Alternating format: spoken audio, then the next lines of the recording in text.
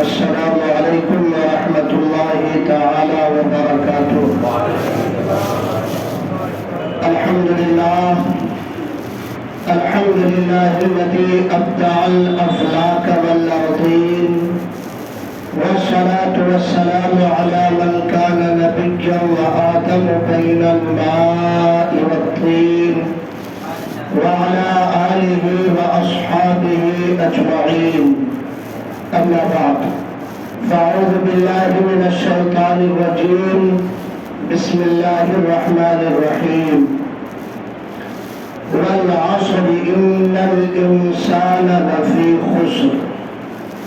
الا الذین آمنوا وعملوا الصالحات وتواصوا بالحق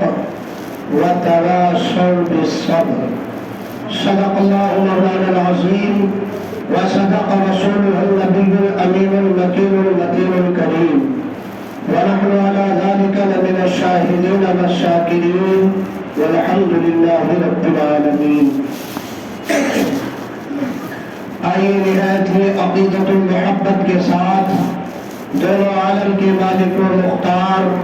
رحمت عالم نور مجسم صلی اللہ علیہ وسلم کی بارگاہ اقدس میں درود و سلام کا نذران عقیدت پیش کریں اور پڑھو بآواز بلند۔ اللہم صلی علی سیدنا مولانا محمد وآلہ وسلم، صلاۃ و سلام علیک یا رسول اللہ صلی اللہ تعالی علیہ وسلم۔ ایک بار اور نبی اور آل نبی پر درود پڑھیں۔ صلی اللہ علی نبی آلہ صلی اللہ تعالی علیہ وسلم، صلاۃ و سلام علیک یا رسول اللہ صلی اللہ تعالی علیہ وسلم۔ سرور کون و مکان کی رہبری باقی رہی، سرور کون و مکان کی رہبری باقی رہی، چاند گرچہ چھپ گیا پر چاندنی باقی رہی، چاند گرچہ چھپ گیا پر چاندنی باقی رہی، اور زندگی بھر لوگ اوصاف نبی لکھتے رہے، زندگی بھر لوگ اوصاف نبی لکھتے رہے، آج تک لیکن قلم کی تشنگی باقی رہی، آج تک لیکن قلم کی تشنگی باقی رہی، اور بھی کچھ خوبصورت شہر آئے سامنے، اور بھی کچھ خوبصورت شہر آئے سامنے، پر مدینے کی جہاں میں برتری باقی رہی، پر مدینے کی جہاں میں برتری باقی رہی، اور گنبد خضرا جو دیکھائے نظر بھر کر جمیل، گنبد خضرا جو دیکھائے نظر بھر کر جمیل، وہ بھی کہتے ہیں نظر کی تشنگی باقی رہی، وہ بھی کہتے ہیں نظر کی تشنگی باقی رہی۔ درود پاک پڑھے اللہم صلی اللہ سیدنا مولانا محمد علیہ وسلم، صلاۃ و سلام علیک یا رسول اللہ صلی اللہ تعالی علیہ وسلم۔ عزیزان ملت اسلامیہ، ہم نے خطبہ مسمونہ کے بعد قرآن کریم کی وہ مشہور سورہ کی تلاوت کی ہے، جس کو آپ میں سے اکثر لوگوں نے اپنے سینے میں محفوظ کر رکھا ہے، اکثر لوگوں کو وہ سورہ یاد ہوگی۔ الفاظ کے لحاظ سے، کلمات کے لحاظ سے یہ سورہ بڑی مختصر نظر آتی ہے،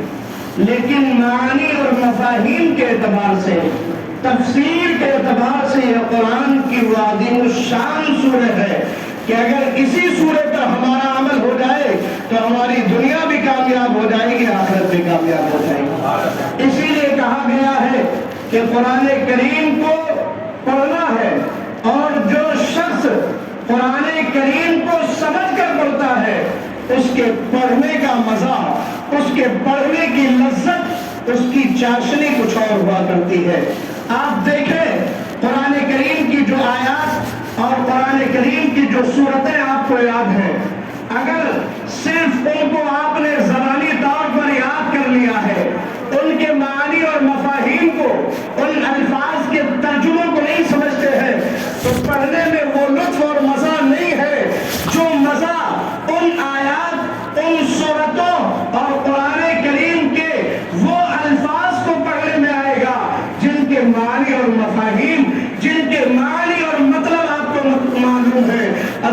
ملت اسلامیہ، یہ چھوٹی سی سورہ ہے، اس کا معنی اگر آپ سمجھ لیں اور سمجھ کے پڑھیں، آپ دیکھنا آج میں آپ کے سامنے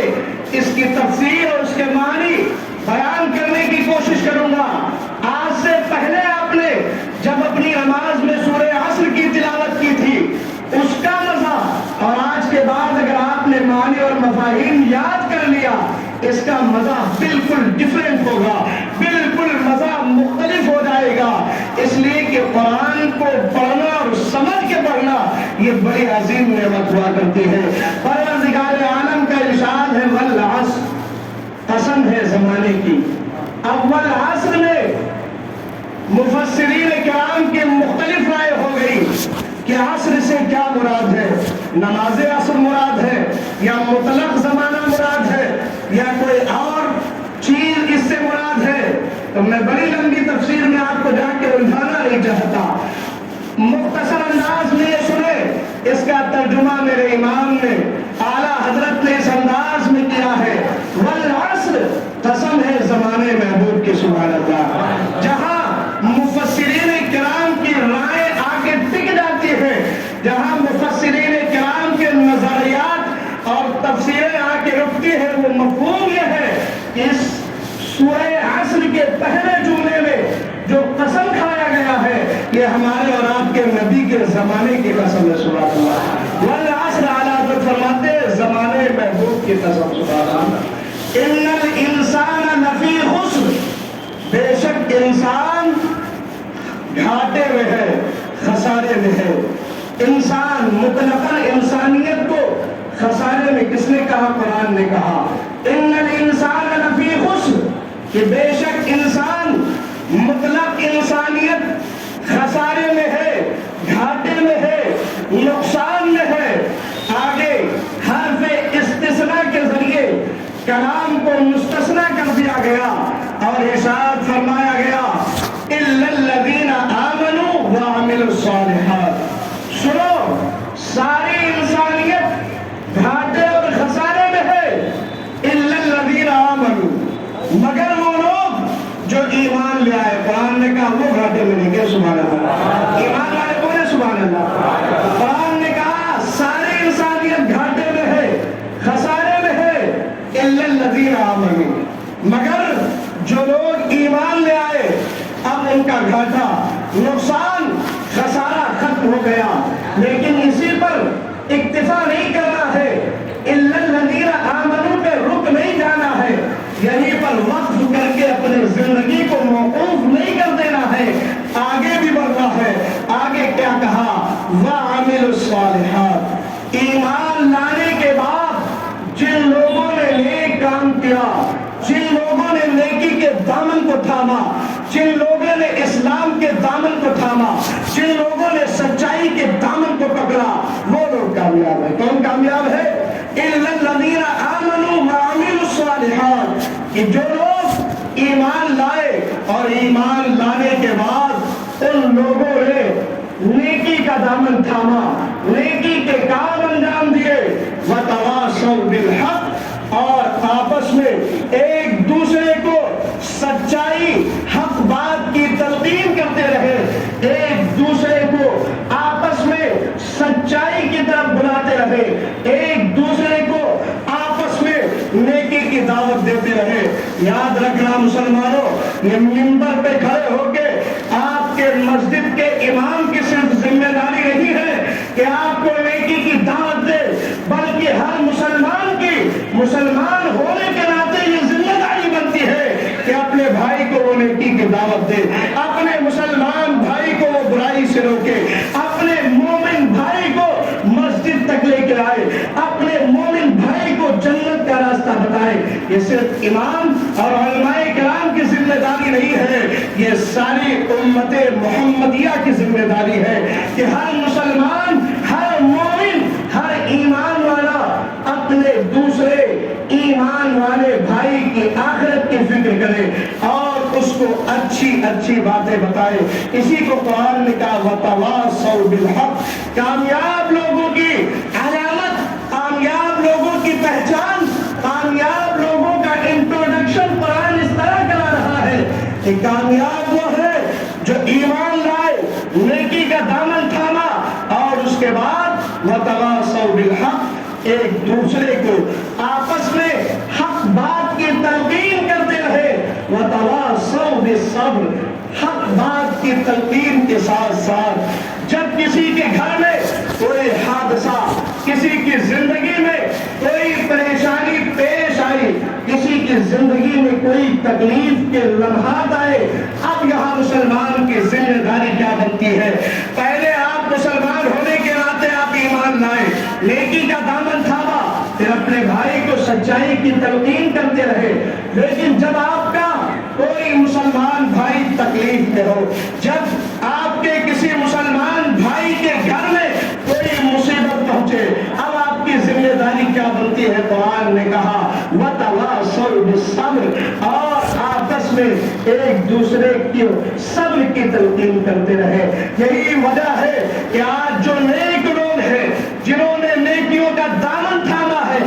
آج وہ خود بھی نیکی سے راستے پر چل رہے ہیں اور اپنے بھائی کو بھی نیکی کی دعوت دیتے ہیں۔ جب ان کے گھر میں کوئی پریشانی ہوتی ہے، کوئی بیمار ہوتا ہے، اس کی تعزیت کے لیے، اس کی تیمارداری کے لیے، اس کے حال کو پوچھنے کے لیے وہاں پہنچتے ہیں، تکلیف کو دیکھنے کے بعد اس کو صبر کی تلقین کرتے ہیں۔ یہی ایک مومن کی پہچان ہے، یہی ایک مومن کی علامت ہے۔ اب آپ بتائیے کہ آپ کو سورہ عصر کا ترجمہ معلوم ہوا کہ نہیں؟ ماشاءاللہ آپ لوگ بڑے عمدہ اور اچھے ذہن والے، اعلیٰ کوالٹی کے جو ہے ذہنیت کے مالک ہیں۔ میرا وجدان کہتا ہے کہ آپ نے یہ سورہ عصر کا ترجمہ یاد کر لیا ہوگا۔ عزیزان ملت اسلامیہ، قرآن نے کہا ہے قسم ہے زمانے محبوب کی، پوری انسانیت خسارے میں ہے، مگر جو لوگ ایمان لے آئے اور انہوں نے نیک عمل کیا، ایک دوسرے کو حق کی تلقین کی، ایک دوسرے کو صبر کی تلقین کی، یہ لوگ کامیاب ہیں۔ اب ہمیں آپ کو اور آپ اپنے آپ کو، اپنی زندگی کو شریعت مصطفیٰ کے مطابق گزارنا ہے۔ قرآن کی اس سورہ کے مطابق اگر ہماری زندگی ہو جائے کہ سب سے پہلی چیز ہماری ایمان لے آئے، اب اس کے بعد ہم نے نیکی کا دامن تھام لیا، اور اس کے بعد جب ضرورت پڑی تو اپنے بھائی کو، اپنے گھر والوں کو، اپنے خاندان والوں کو، اپنے دوست احباب کو سچائی کی، نیکی کی دعوت دے دیا۔ پھر ان میں جب کوئی پریشانی پیش آئی ان کو صبر کی تلقین کر دی۔ اگر یہ مادہ آپ کے اندر پایا جاتا ہے، یہ کوالٹی آپ کے اندر پائی جاتی ہے، تو سمجھ لیجیے آپ ایمان کے راستے پہ ہیں، سمجھ لیجیے آپ اسلام کے راستے پہ ہیں، سمجھ لیجیے آپ قرآن کے راستے پہ ہیں، سمجھ لیجیے آپ شریعت مصطفیٰ کے مطابق زندگی گزار رہے ہیں۔ ورنہ اگر آپ کی زندگی میں بے راہ روی ہو گئی، آپ کا کریکٹر خراب ہو گیا، آپ ایمان تو لے آئے، ایمان لانے کے بعد آپ نے نیکی کے دامن کو نہ تھاما، سمجھ لینا قرآن کے مطابق آپ کی زندگی گزر نہیں رہی ہے۔ آپ ایمان لائے، خود تو نیکی کر رہے ہیں، لیکن کسی کو برائی کرتے دیکھ کر اس کو برائی سے روکنے کی کوشش نہیں کر رہے ہیں، سمجھ لینا قرآن کے مشن کے خلاف آپ کی زندگی کر رہی ہے۔ کسی کو پریشانی میں دیکھا تو اس کا مذاق بنا رہے ہیں، اس کی جو ہے تکلیف کا مزہ لے رہے ہیں، سمجھ لینا آپ کی زندگی شریعت کے مطابق نہیں ہے۔ اگر کسی کو تکلیف میں دیکھا اور اس کی بیمار کرسی کے لیے یا اس کی تکلیف کو دور کرنے کے لیے آپ پہنچ گئے اور اس کو صبر کی تلقین کرنے لگے، تو سمجھ لینا آپ کی زندگی قرآن کے مطابق ہے۔ عزیزان ملت اسلامیہ، آپ عاقل و بالغ ہیں، اللہ نے عقل سلیم دیا ہے، اتنی عقل دیا ہے کہ دنیا کو کمانے کے لیے نہ جانے کہاں سے اور کیسے کیسے دماغ بھرا کے اپنی دنیا حاصل کرنے کی کوشش کر لیتے ہیں، لیکن شریعت کے مطابق آپ زندگی گزارنے کے لیے اپنے عقل کا استعمال نہیں کرتے۔ شریعت نے آپ کو جو ہے جہنم کے راستے سے بچایا ہے، بدکاری کے راستے سے بچایا ہے، آپ کے کریکٹر کو، آپ کے افعال کو، آپ کی زندگی کو اتنا شاندار بنا دیا ہے کہ اگر آپ شریعت مصطفیٰ کے مطابق اپنی زندگی گزارنے لگے، قسم خدا کی آپ کی دنیا بھی کامیاب نظر آئے گی، آپ کی آخرت بھی کامیاب نظر آئے گی۔ یاد رکھنا، ہم دنیا میں اس لیے نہیں پیدا کیے گئے ہیں کہ ہم جو ہے دنیا کی عیش و عشرت میں ڈوب کر اپنے رب اور اللہ کے رسول صلی اللہ علیہ وسلم کو بھول جائے، شریعت مصطفیٰ کو بھول جائے۔ عزیزان ملت اسلامیہ، زندگی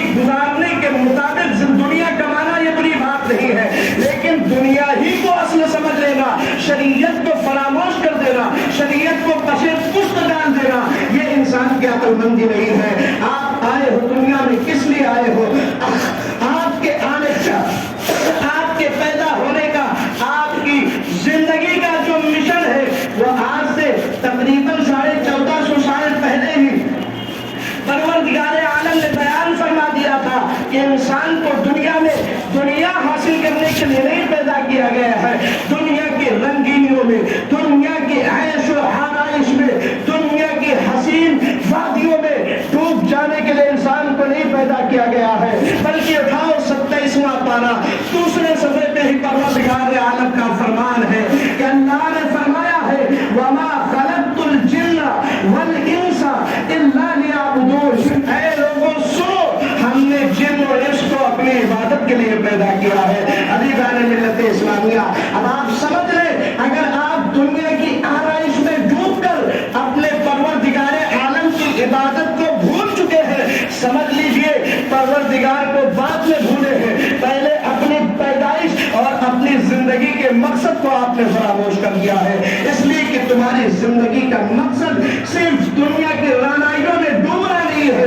دنیا میں آ کے پروردگار کو جو ہے راضی کرنا ہے، آخرت کی تیاری کرنا ہے. یہ میں نہیں کہتا، دونوں عالم کے مالک و مختار صلی اللہ علیہ وسلم کا فرمان عالی شان ہے الدنیا مزرع الآخرہ، یعنی دنیا یہ آخرت کی کھیتی ہے. یہاں پر آپ جو فصل بو گے آخرت میں جو ہے، یہاں جو بیج بو گے اس کی فصل آپ آخرت میں کاٹو گے. حبیبان ملت اسلامیہ، اگر آپ نے آخرت کے سلسلے میں اپنی زمین کو بنجر چھوڑ دیا، اپنی زمین میں کوئی نیکی کی یا آخرت کی تیاری کی کوئی کھیتی نہیں کی، تو کل میدان محشر میں آپ فصل کیا کاٹو گے؟ آپ نے نہیں دیکھا کہ جو ہمارے علاقے میں یا یہاں بھی شہر سے باہر جو زمینیں خالی اور ویران پڑی رہتی ہے اس کو بنجر زمین کہا جاتا ہے. وہ کھیتی کے لائق زمین نہیں رہتی، پھر اس سے زمین والا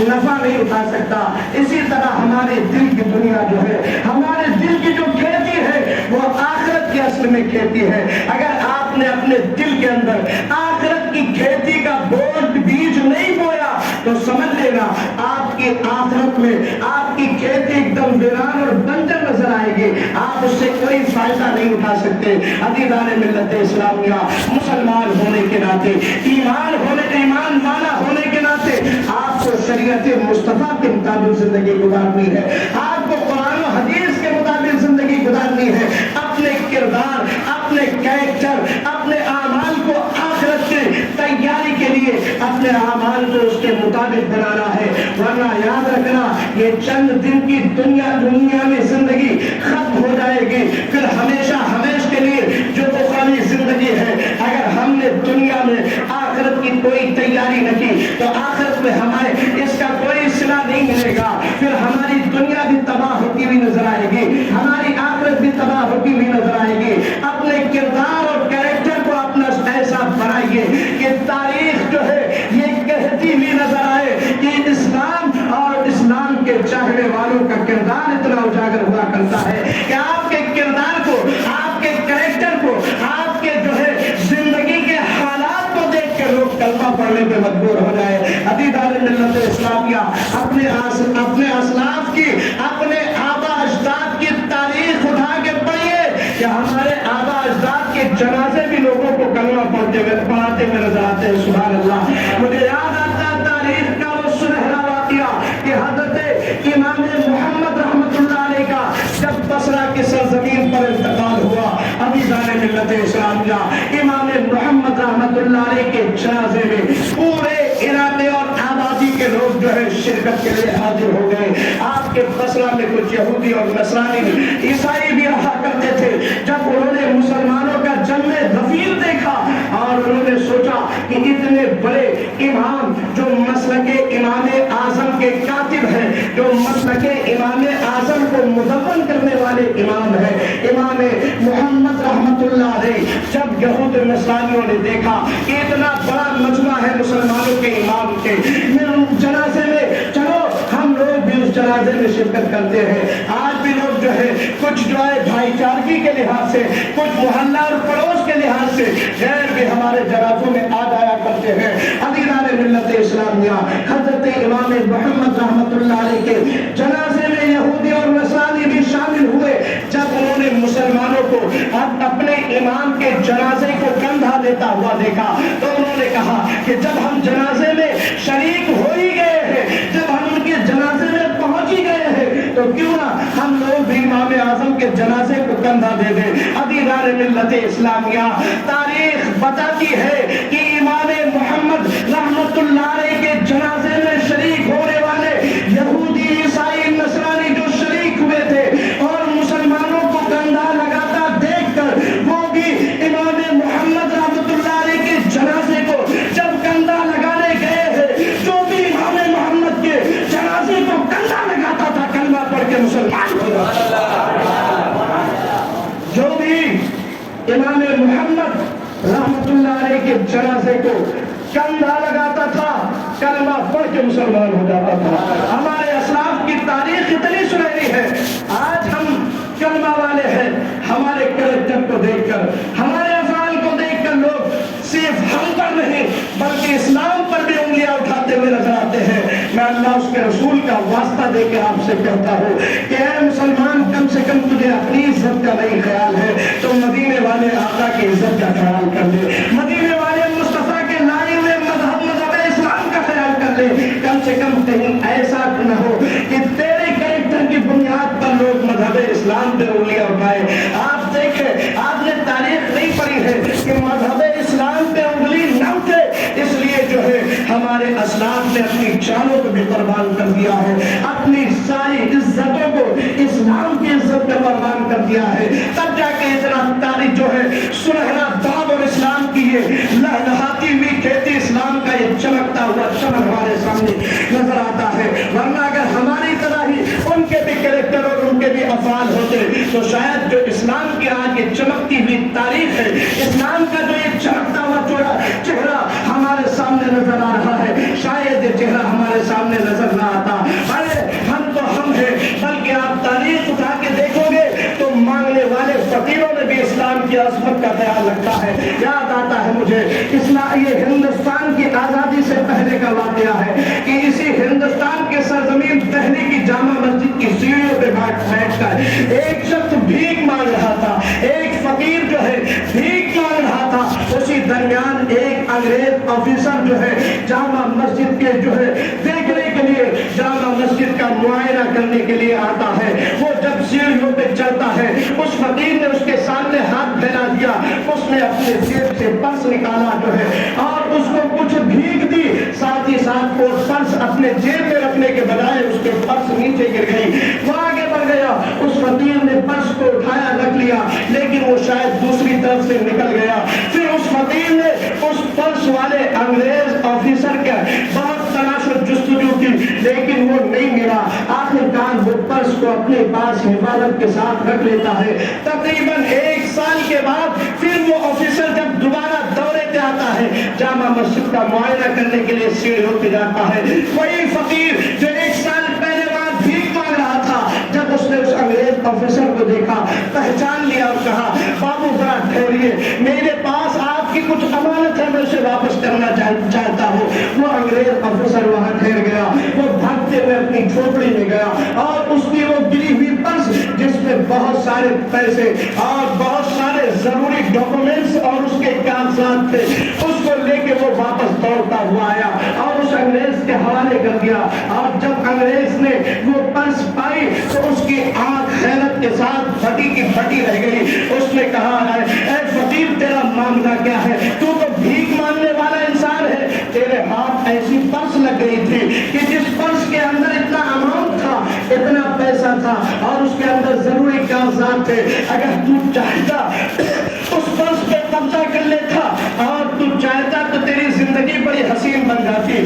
اس سے تو اپنی زندگی کو خوبصورت بنا سکتا تھا، یہ بھیگاری پن کو چھوڑ کے تو امیروں والی زندگی گزار سکتا تھا۔ اس نے کہا کہ تو نے آخر جو ہے اس میں پیسے نکالے کیوں نہیں، آخر ان پیسوں کو تو نے خرچ کیوں نہیں کیا؟ تو اس فقیر نے کہا صاحب سنیے، آپ میں مسلمان ہوں اور آپ انگریز ہیں، عیسائی ہونے کا دعویٰ کرتے ہیں، حضرت عیسیٰ علیہ السلام کے ماننے کا دعویٰ کرتے ہیں، کل جب میدان محشر قائم ہوگا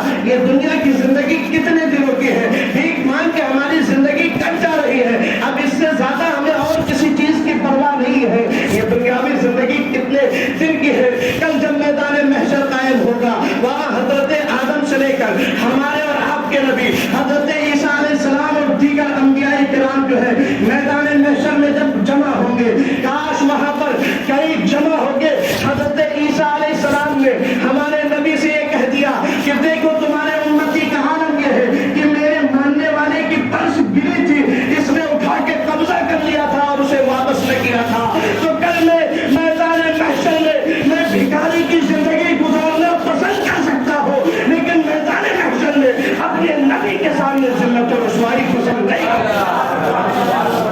یہ مانگنے والوں کا مزاج تھا۔ آج اپنے آپ کو بڑا دولت والا عبدالرحم خان سیٹھیا سمجھنے والوں، تمہارا کریکٹر کہاں گیا؟ ان مانگنے والے بھکاریوں سے بھی بدتر تمہاری زندگی ہو گئی۔ ایک مانگنے والا فقیر اپنے نبی کے سامنے ذلت و رسوائی کو جو ہے برداشت کرنا اچھا نہیں سمجھتا، اس لیے فقیری کی زندگی گزار رہا ہے۔ آج اللہ نے تمہیں عزت و وقار دیا ہے، اللہ نے تمہیں اچھی زندگی دی ہے، اللہ نے بہترین نوکری، اللہ نے دولت دیا ہے، اس کے باوجود تم اللہ کی ناشکری کرتے ہو، اللہ کے فرامین کو جو ہے اللہ کے فرامین کو تم چھوڑتے ہوئے نظر آتے ہو، رسول اللہ کی شریعت کا پامال، شریعت کو پامال کرتے ہوئے نظر آتے ہو۔ چند دن کی زندگی، ایسے چہرے بھی ہمارے نگاہوں سے سامنے ہیں جن کو میں آتے جاتے دیکھتا ہوں کہ چند لمحوں کے لیے اور چند منٹوں کے لیے بیٹھ کر دکانوں اور آفسوں پہ بکواس کرتے ہوئے نظر آتے ہیں۔ ادھر مسجد سے اذان کی آواز جاتی ہے، ان کے کانوں میں روئی بھری ہوتی ہے، یا پھر وہ سننے کے باوجود بہرے ہوتے ہیں جو اذان ہونے کے باوجود بھی مسجد میں نہیں پہنچتے ہیں۔ میں اپنی نگاہوں سے دیکھتا ہوں، دل تڑپتا ہے، لیکن انسان آج کتنا زیادہ کریکٹر لیس ہو چکا ہے، شریعت کے مطابق زندگی گزارنے کو وہ جو ہے اپنے آپ کو بوجھ سمجھتا ہے۔ ورنہ اگر کسی کو جو ہے اس کی بھلائی کے لیے، نماز کے لیے دعوت دے دو، وہ تیری نظر سے دیکھتا ہوا نظر آتا ہے۔ پہلے چاہے راستے میں نکلتا ہوا سلام کر لے، لیکن اگر امام صاحب نے ایک مرتبہ نماز کے لیے بلا لیا، دوبارہ سلام کرتا ہوا نظر نہیں آتا ہے۔ عزیزان ملت اسلامیہ، تو ایک امام سے اپنے منہ کو چڑا سکتا ہے، ایک امام سے اپنے چہرے کو گھما کے واپس جا سکتا ہے، لیکن اس پروردگار عالم سے تو کبھی اپنے چہرے کو نہیں چھپا سکتا۔ جس پروردگار عالم کی شان یہ ہے واللہ معکم اینما کنتم، کہ وہ تم پر ہر جگہ نظر رکھتا ہے جہاں تم کہیں ہو۔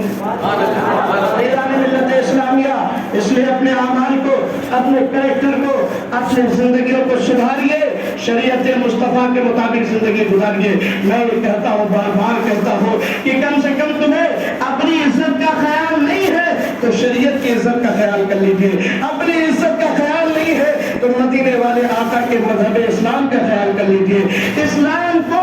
اسلام کے پرچم کو بلند کیجیے، ورنہ مدینے والے آقا کے شہر کی لوگوں نے اتنی عزتیں کی ہے کہ اپنی زندگیوں کو داؤ پر لگا دیا ہے، لیکن مدینے والے آقا کے مدینے کی حرمت پامال نہ ہو جائے، اس لیے انہوں نے اپنی زندگیوں کو داؤ پہ لگا دیا ہے۔ آخری بات کہہ کے میں اپنی گفتگو ختم کر دوں، درود پاک پڑھیں، اللہم صلی علی سیدنا مولانا محمد وآلہ وسلم، صلاۃ و سلام علیک یا رسول اللہ صلی اللہ تعالی علیہ وسلم۔ آج انسان کس طرح ہو گیا ہے کہ اسے نہ اپنی عزت کا خیال ہے، نہ مدینے والے آقا کے جو ہے مذہب اسلام کا خیال ہے۔ یاد رکھو تاریخ ہماری کتنی خوبصورت ہے کہ ہماری تاریخ ایسے واقعات سے بھری پڑی ہے کہ مذہب اسلام اور اسلام کے بانی اور مدینے والے آقا کے مدینے کی عزت کے لیے لوگوں نے اپنی زندگیاں قربان کی ہیں۔ حضرت عمر فاروق رضی اللہ تعالیٰ عنہ کا زمانہ ہے، آپ کا فرمان مسجد نبوی کے اندر لگا ہوا ہے، لوگوں کے آپ فیصلے فرما رہے ہیں، اسی درمیان چند لوگ ایک شخص کو پکڑ کے لے کے آتے ہیں، حضرت عمر کی بارگاہ میں پیش کر دیتے ہیں۔ حضرت عمر فاروق رضی اللہ تعالیٰ عنہ نے ارشاد فرمایا، بتاؤ معاملہ کیا ہے؟ ان پکڑ کے لانے والوں نے کہا، اس شخص نے میرے باپ کا قتل کر دیا ہے، اس شخص نے میرے باپ کو مار ڈالا ہے، اس کے بدلے میں جان کے بدلے میں جان چاہتے ہیں، قصاص کا ہم مطالبہ کرنے کے لیے حاضر ہوئے ہیں۔ حضرت عمر فاروق رضی اللہ تعالیٰ عنہ نے اس شخص سے پوچھا جس کو پکڑ کے لایا گیا تھا، جس کو گرفتار کر کے لایا گیا تھا، معاملہ کیا ہے؟ اس نے کہا کہ اے مسلمانوں کے امیر، اے امیر المومنین، میں جو ہے ایک اجنبی شخص ہوں، میں مدینے سے باہر رہنے والا ہوں، میں اپنے اونٹ کو لے کے یہاں آ رہا تھا کسی کام کے سلسلے میں، راستے میں اس لوگوں کا کھیت پڑا جس کے اندر میرے بھوکے اونٹ نے اپنا منہ ڈال دیا، میرا اونٹ جب اس کے کھیت میں چلنے لگا تو اس کے باپ نے ایک پتھر اٹھا کے میرے اونٹ کو مار دیا، جس سے اس کی آنکھ پھٹ گئی، آنکھ نکل گئی۔ میں نے جب یہ دیکھا تو مجھے برداشت نہ ہوا، وہی پتھر اٹھا کے میں نے اس کے باپ کو مار دیا، میں نے جان بوجھ کے مارنے قتل کے نیت سے نہیں مارا تھا، لیکن ایسی جگہ پتھر لگ گیا کہ بھائی وہ جگہ پہ مر گیا۔ اب جو آپ کا حکم ہے، میں نے قتل تو کیا ہے لیکن جان کے قتل نہیں کیا ہے، لیکن آپ کا جو حکم ہو میں حکم ماننے کے لیے تیار تیار ہوں. چونکہ اسلام میں اسلامی قانون تھا, اس وقت صرف ایک ہی تھا, جان کا بدلہ جان, یعنی قصاص لیا جاتا تھا. حضرت عمر فاروق رضی اللہ تعالیٰ عنہ نے اس کے پھانسی کی سزا سنا دی. عزیزان ملت اسلامیہ, جب حضرت عمر فاروق رضی اللہ تعالیٰ عنہ نے اس کی پھانسی کی سزا سنائی, اس وقت اس نے کہا امیر المومنین میں پھانسی پہ چڑھنے کے لیے بھی تیار ہوں, لیکن میرے پاس کچھ امانتیں ہیں جو ہمارے بھائیوں اور جو ہے ہمارے قریبی رشتہ داروں کی کچھ امانتیں ہیں جو ہمارے پاس رکھی ہوئی ہے, جن کو میں نے بہت سنبھال کے زمین میں گاڑ رکھا ہے, میرے علاوہ کوئی نہیں جانتا ہے. اگر مجھے یہاں مدینے میں پھانسی دے دی گئی, وہ امانتیں سب ان کی جو ہے بیکار ہو جائے گی, اس لیے ہمیں 3 دن کی مہلت دیجیے, میں ان کی امانتیں واپس کر کے آپ کی بارگاہ میں حاضر ہو جاؤں گا. عزیزان ملت اسلامیہ, کسی قیدی کو تو یوں ہی نہیں چھوڑ دیا جاتا. آج بھی جیل میں جو ہے جو لوگ پھنسے ہیں ان کو یوں ہی ضمانت نہیں ملتی ہے, بلکہ کوئی ان کی ضمانت لینے کے لیے جاتا ہے تب ضمانت ملتی ہے. یہ جیل اور فوج کا قانون جو آج آپ کو ہندوستان یا دنیا کے سارے ممالک میں نظر آ رہا ہے, سبحان اللہ, اس کی تعریف بھی حضرت عمر سے ہی ملتی ہے. سبحان اللہ, سب سے پہلے جو یہ فوج کا نظام مرتب کیا ہے اور اس طرح جو ہے یہ عدالتیں جو قائم کی ہے,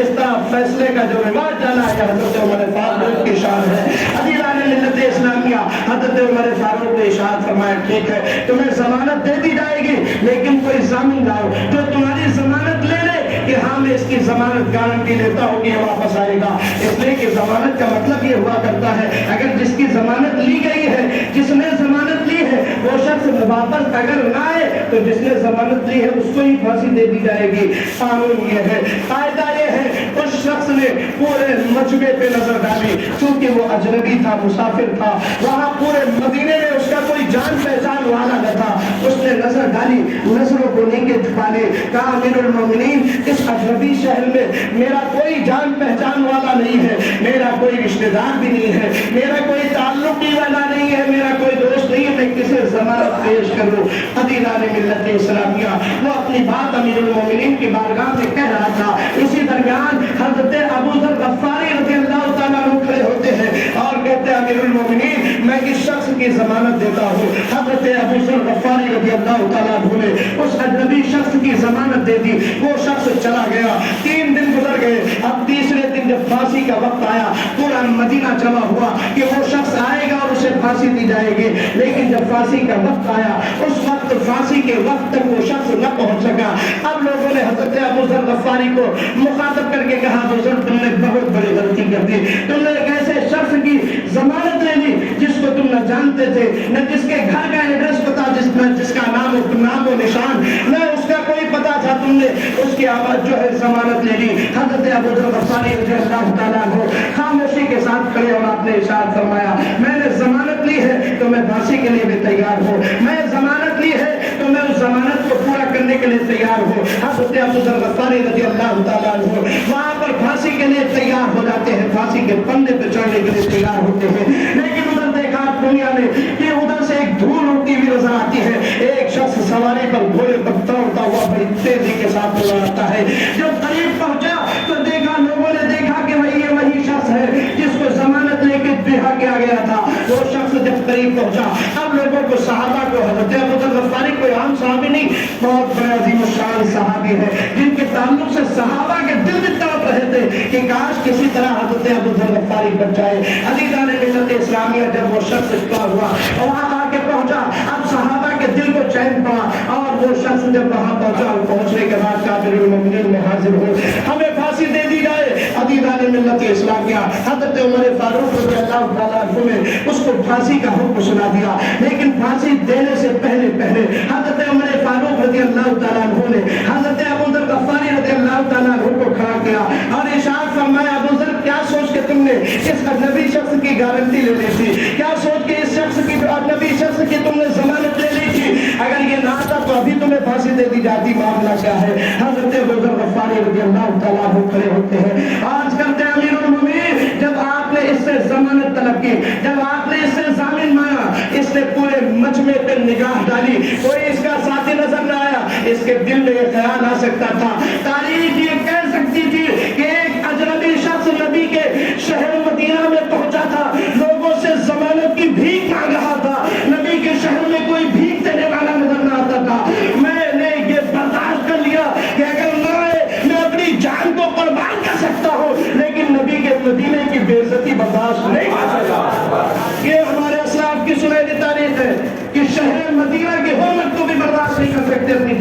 بیان کر سکتے ہیں۔ عزیزان ملت اسلامیہ، کہا آپ نے کہ تاریخ میں یہ نہیں سننا چاہتا کہ کوئی یہ کہے کہ نبی کے شہر، وہ رحمت والے نبی کے شہر میں اجنبی ضمانت مانگ رہا تھا، امان مانگ رہا تھا، کوئی امان دینے والا نظر نہیں آ رہا تھا، اس لیے میں نے اسے امان دے دی۔ عزیزان ملت اسلامیہ، اس کے بعد حضرت عمر فاروق رضی اللہ تعالیٰ عنہ نے اس اجنبی شخص سے پوچھا کہ اے اجنبی شخص، تیرا تو کام ہو گیا تھا، تیری تو ضمانت مل گئی تھی، تیرے گھر کے بارے میں، تیرے قبیلے اور خاندان کے بارے میں کسی کو کچھ نہیں پتا تھا، تو چلا گیا تھا، واپس چلا جاتا، تو واپس نہیں آتا، کہ تجھے کوئی گرفتار کرنے والا نہیں تھا، تجھے کوئی پکڑنے والا نہیں تھا، تیری جان بچ جاتی، لیکن تو بھی پھر بھی وعدے کا پکا نکلا اور اپنی جان کو قربان کرنے کے لیے، پھانسی کا پھندا چومنے کے لیے تو پھر گھر سے واپس آ گیا۔ ایسے وقت میں لوگ تو اپنی جان کو بچا کے چھوڑ کے بھاگ جاتے ہیں۔ عزیزان ملت اسلامیہ، اس شخص نے کہا کہ آپ صحیح کہہ رہے ہیں، میں اگر واپس نہیں آتا تو مجھے کوئی گرفتار کرنے والا نہیں تھا،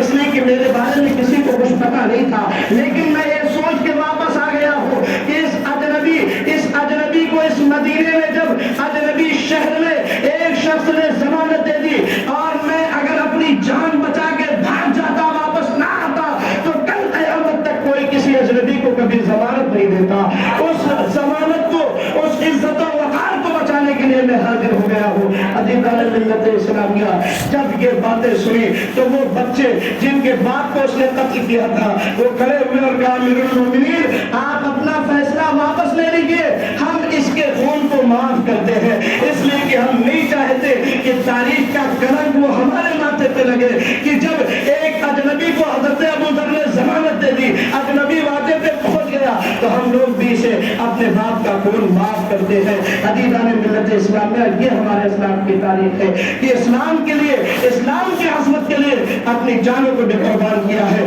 اپنے تن من دھن کو قربان کیا ہے۔ اب آپ کو اپنی جان کی قربانی کی ضرورت نہیں ہے، نفس کو قربان کیجیے، اور جو ہے نفس جو آپ کو ادھر ادھر بھٹکاتا ہے اس کو قتل کر کے اللہ کے گھر میں حاضر ہو جائیے، شریعت مصطفیٰ کے مطابق زندگی گزاریے۔ دعا ہے کہ رب قدیر ہم سب کو سنت مصطفیٰ، شریعت مصطفیٰ کے مطابق زندگی گزارنے کی توفیق عطا فرمائے۔ استغفر اللہ ربی من کل ذنب واتوب الیہ، وآخر کلمتی الحمدللہ رب العالمین۔